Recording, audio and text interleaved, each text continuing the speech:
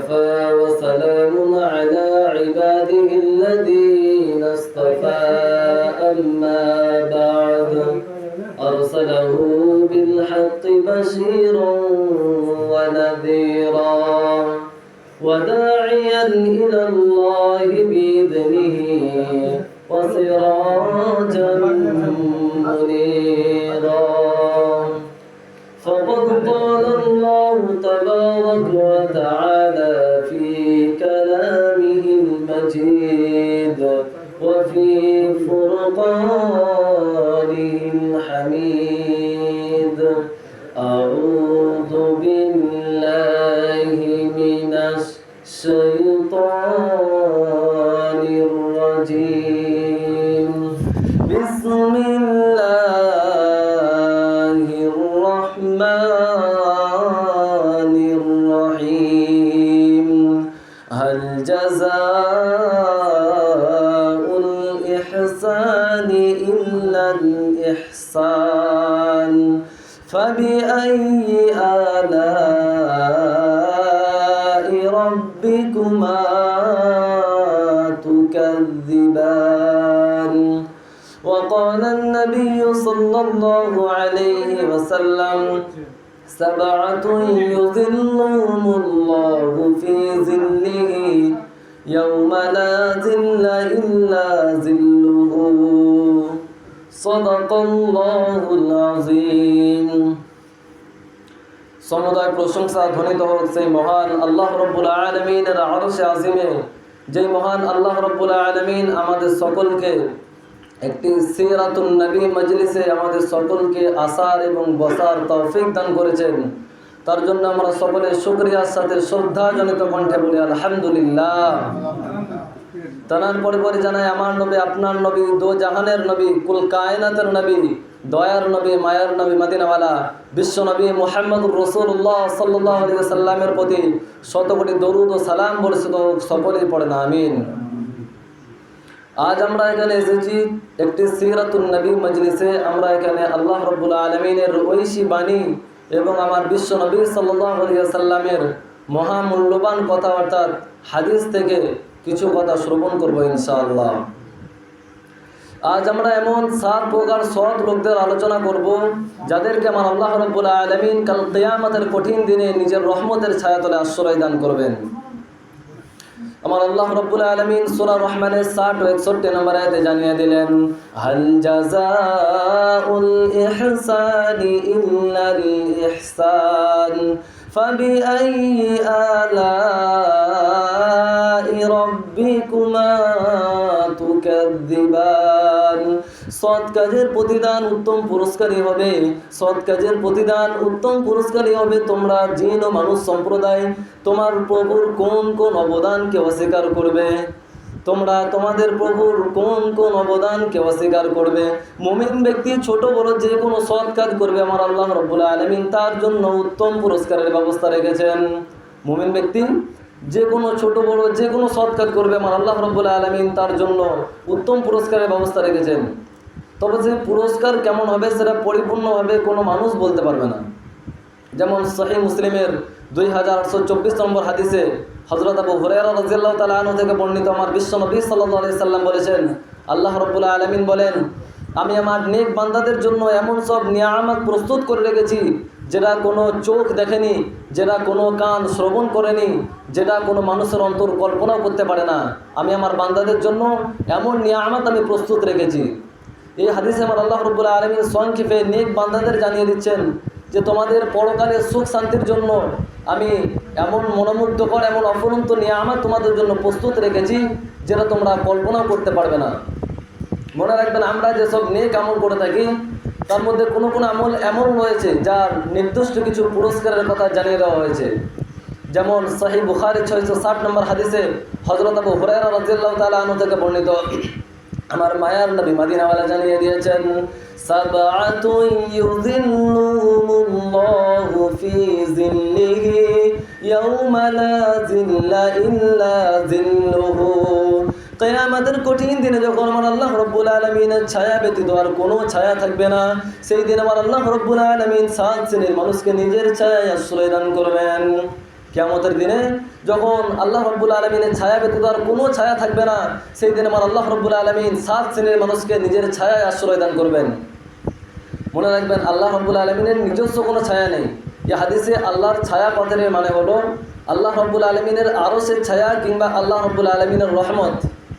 অর্থাৎ কিয়ামতের দিনে যখন সূর্য একেবারে মাথার উপরে থাকবে, যখন প্রচণ্ড গরমের কারণে মানুষ সিদ্ধ হয়ে যাবে, তাদের শরীর থেকে এত পরিমাণে ঘাম প্রবাহিত হতে থাকবে, কারো পা, কারো হাঁটু, কারো বা কোমর, আবার কেউ গলা পর্যন্ত ঘামে ডুবে থাকবে, সেই কঠিন দিন আমার আল্লাহ রাব্বুল আলামিন 7 শ্রেণীর মানুষকে নিজের রহমতের ছায়াতলে আশ্রয় দান করবেন। ফলে তারা কিয়ামতের দিনে ময়দানে মাহশরের কঠিন আযাব থেকে, কঠিন কষ্ট থেকে তারা রক্ষা পেয়ে যাবেন। যেই 7 শ্রেণীর মানুষকে আমার আল্লাহ রাব্বুল আলামিন নিজের রহমতের ছায়াতলে আশ্রয় দান করবেন, তাদের মধ্যে সর্বপ্রথম ব্যক্তি হচ্ছে আল ইমামুল আদিল, অর্থাৎ ন্যায়পরায়ণ শাসক। যারা ক্ষমতাশীল, এলাকার প্রধান হোক বা দেশের কোনো বড় নেতা, তারা যদি অধীনস্থদের সুখ দুঃখের খেয়াল রাখে, জনসাধারণের মধ্যে ইনসাফ কায়েম করে, আমার আল্লাহ রাব্বুল আলামিন সেই ব্যক্তিকে কাল কিয়ামতের কঠিন দিনে ময়দানে মাহশরে নিজের রহমতের ছায়াতলে আশ্রয় দান করবেন। কারণ তারা ক্ষমতাশীল হয়েও তারা ন্যায়ের পথে ক্ষমতা প্রয়োগ করেছে। তাই আল্লাহ রাব্বুল আলামিন কিয়ামতের দিনে নিজের রহমতের ছায়ায় আশ্রয় দিয়ে তাদেরকেও সাহায্য করবেন। কিন্তু এর অপোজিটে যারা হবে, এর বিপরীতে যারা থাকবে, যারা এলাকার প্রধান হয়ে, দেশের বড় বড় নেতা হয়ে জনসাধারণের সুখ দুঃখের খেয়াল রাখা তো দূরের কথা, তাদের প্রতি এক দৃষ্টি তুলেও দেখে না।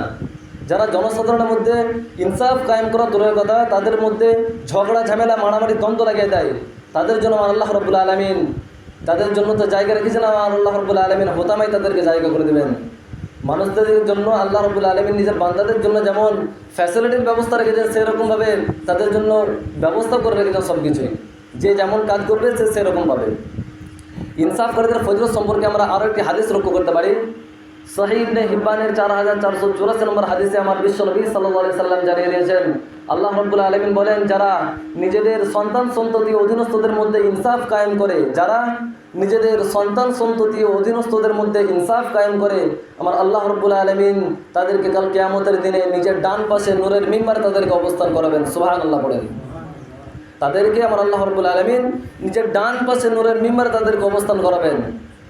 এরা হচ্ছে সর্বপ্রথম ব্যক্তি যাকে আল্লাহ রাব্বুল আলামিন কিয়ামতের দিনে নিজের রহমতের ছায়ায় আশ্রয় দান করবেন।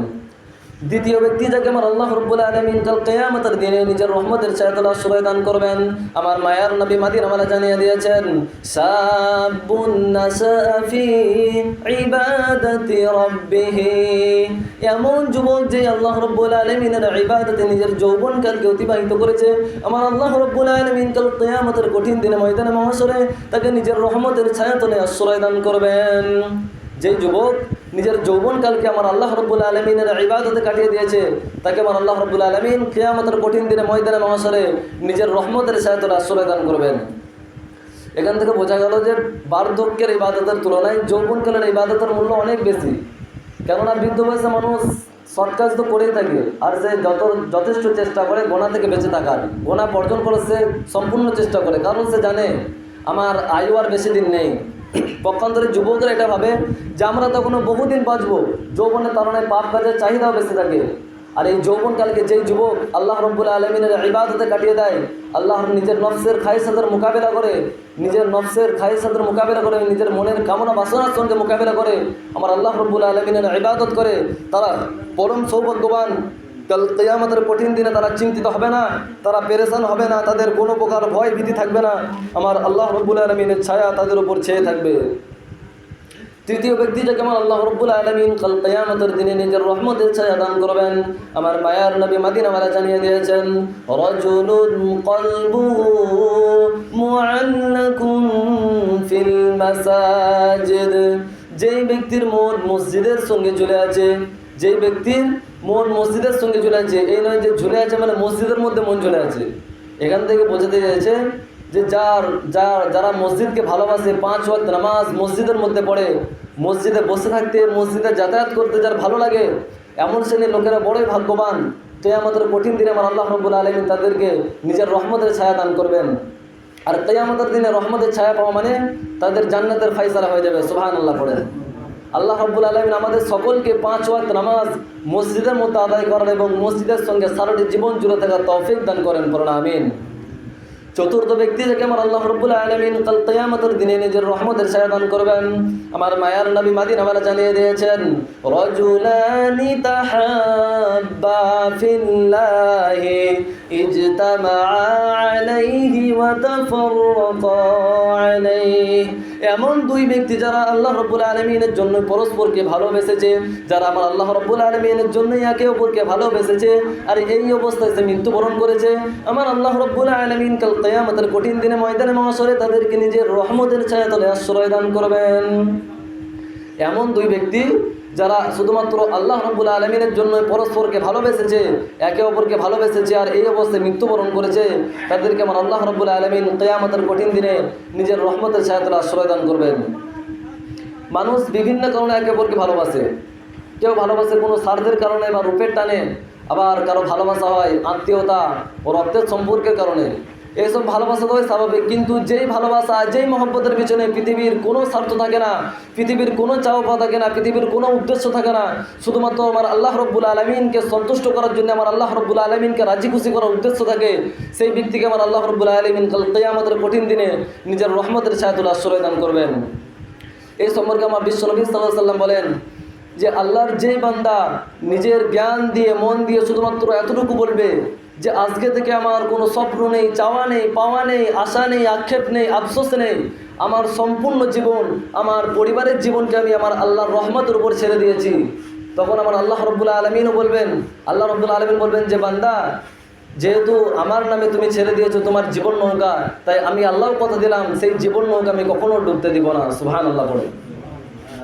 পঞ্চম ব্যক্তি যাকে আল্লাহ রাব্বুল আলামিন কাল কিয়ামতের দিনে নিজের রহমতের ছায়া দান করবেন, আমার মায়ার নবী মাদিনাওয়ালা জানিয়ে দিয়েছেন, রাজুলুন তালাবাতুহু ইমরাআতুন যাতু মানসিবিন ওয়া জামাল ফাকালা ইন্নী আখাফুল্লাহ।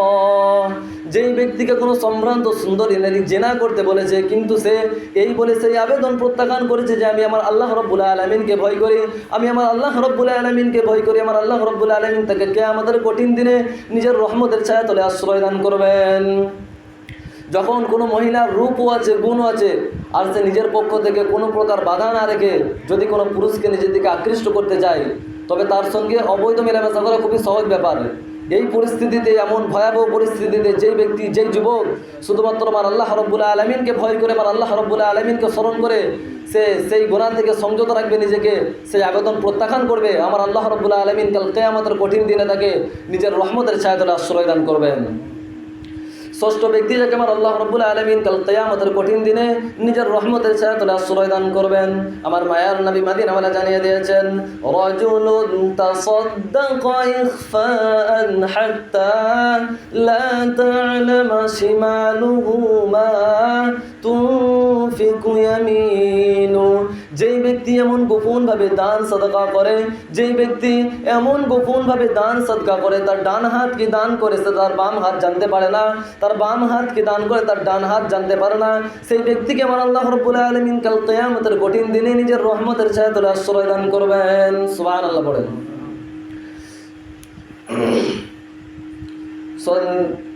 গোপনে দান করা ফজিলত অনেক বেশি। গোপনে দান করা ফজিলত সম্পর্কে সূরা বাকারা 271 নম্বর আয়াতে আমার আল্লাহ রাব্বুল আলামিন জানিয়ে দিয়েছেন, ইন তুবদুস সাদাকাতি ফানি'মা হিয়া ওয়া ইন তুখফুহা ওয়া তু'তুহাল ফুকারা ফাহুয়া খায়রুল লাকুম। তোমরা যদি প্রকাশ্যে দান সাদকা করো সেটা তোমাদের জন্য কতই না উত্তম, তোমরা যদি প্রকাশ্যে দান সাদকা করো সেটা তোমাদের জন্য কতই না উত্তম, আর যদি সেই দান সাদকা তোমরা গরিবদেরকে গোপনে দান করো সেটা তোমাদের জন্য আরও উত্তম। গোপনে দান সাদকা করা ফজিলত বেশি হওয়ার কারণ হলো এতে রিয়াকারী অর্থাৎ লোক দেখানো, সুনাম সুখ্যাতি কামানোর উদ্দেশ্য থাকে না, শুধুমাত্র আমার আল্লাহ রাব্বুল আলামিনকে রাজি খুশি করার, আমার আল্লাহ রাব্বুল আলামিনকে সন্তুষ্ট করার উদ্দেশ্য থাকে। তাই আমার আল্লাহ রাব্বুল আলামিন গোপনে দান সদকা করাকে সবচেয়ে বেশি পছন্দ করেন। আমরা সকলেই বেশি বেশি করে গোপনে দান সদকা করার চেষ্টা করবো ইনশাআল্লাহ। সপ্তম ব্যক্তি যাকে আমার আল্লাহ রাব্বুল আলামিন কিয়ামতের কঠিন দিনে নিজের রহমতের ছায়াতলে আশ্রয় দান করবেন, আমার মায়ার নবী মাদিনাওয়ালা জানিয়ে দিয়েছেন, রাজুলুন যাকারাল্লাহ খালিয়ান ফাফাযাত আইনা। যেই ব্যক্তি আমার আল্লাহ রাব্বুল আলামিনকে স্মরণ করে নিজের চোখের পানি ছেড়ে দিয়ে কান্দে, যেই ব্যক্তি আমার আল্লাহ রাব্বুল আলামিনকে স্মরণ করে নিজের চোখের পানি ছেড়ে দিয়ে কান্দে, আমার আল্লাহ রাব্বুল আলামিন কাল কিয়ামতের কঠিন দিনে থেকে নিজের রহমতের ছায়াতলে আশ্রয় দান করবেন। যে ব্যক্তি আল্লাহ রাব্বুল আলামিনকে স্মরণ করে নিজের চোখের পানি ছেড়ে দিয়ে কান্দে, আমার আল্লাহ রাব্বুল আলামিন কাল কিয়ামতের কঠিন দিনে তাকে নিজের রহমতের ছায়াতলে আশ্রয় দান করবেন। রাত্রে হোক কিংবা দিনে যে ব্যক্তি নির্জনে আমার আল্লাহ রাব্বুল আলামিনের ইবাদত উপাসনায় মশগুল থাকে, আল্লাহর ভয়ে ও তার রহমতের আশায় নিজের চোখের পানি ঝরিয়ে কাঁদতে থাকে, নিজের গুনাহের জন্য তাওবা ইস্তেগফার করে, এমন ব্যক্তিকে আমার আল্লাহ রাব্বুল আলামিন কাল কিয়ামতের কঠিন দিনে নিজের রহমতের ছায়াতলে আশ্রয় দান করবেন। আমরা তো সকলেই নিজের গুনাহের জন্য বারবার আল্লাহ রাব্বুল আলামিনের কাছে তওবা করি, কিন্তু তা সত্ত্বেও আমরা আবার সেই গুনাহটাই আমরা করে ফেলি। আমরা এটা হতাশ হয়ে পড়ি যে আমাদের দোয়া কেন কবুল হচ্ছে না, আমাদের তওবা কবুল হচ্ছে না কেন। আমরা সকলে যদি নিজেদেরকে এই কথাগুলো আমরা যদি সবসময় বলি, তাহলে আমরা দেখবো, আমরা চেষ্টা করে দেখবো যে আমরা সকলেই বেশি বেশি করে গুনাহ থেকে হেফাজত করে থাকতে পারবো ইনশাআল্লাহ। আমার বিশ্বনবী সাল্লাল্লাহু আলাইহি ওয়াসাল্লাম বলেন যে এই কথাগুলো যদি কেউ যদি নিজেকে বলতে থাকে, তার গুনাহ থেকে বেঁচে থাকা অত্যন্ত সহজ হয়ে যাবে। যে নিজেকে এটা বলতে হবে যে তুমি না তওবা করেছিলে, তুমি না শুধুমাত্র আল্লাহর জন্য সব কিছু ছেড়ে দিয়েছিলে, বুঝতে পেরেছিলে তোমার আসল ঠিকানা কোথায়, তুমি কি ভুলে গেছো? আবার কোন পাপ তোমায় গ্রাস করে নিল?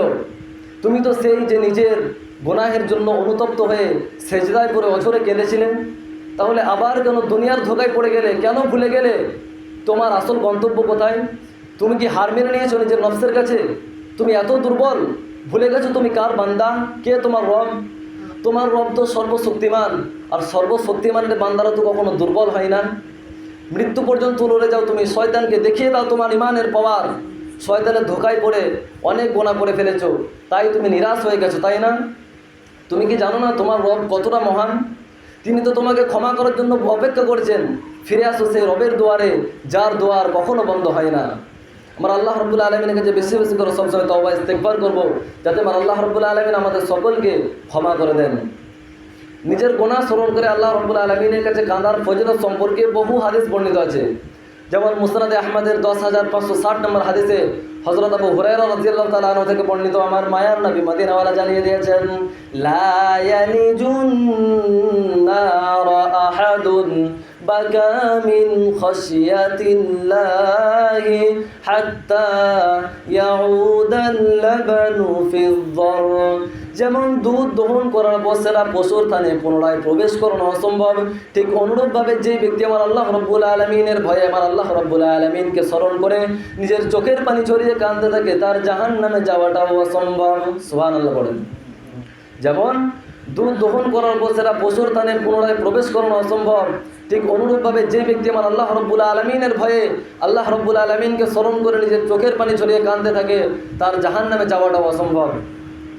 একবার সাইয়েদনা দাউদ আলাইহিস সালাম আমার আল্লাহ রাব্বুল আলামিনকে জিজ্ঞেস করেছিলেন, হে আমার মাবুদ, যে ব্যক্তি আপনার যে বান্দা আপনার ভয়ে আপনাকে স্মরণ করে নিজের চোখের পানি ঝরিয়ে কাঁদতে থাকে, আপনি তার জন্য কি পুরস্কার রেখেছেন?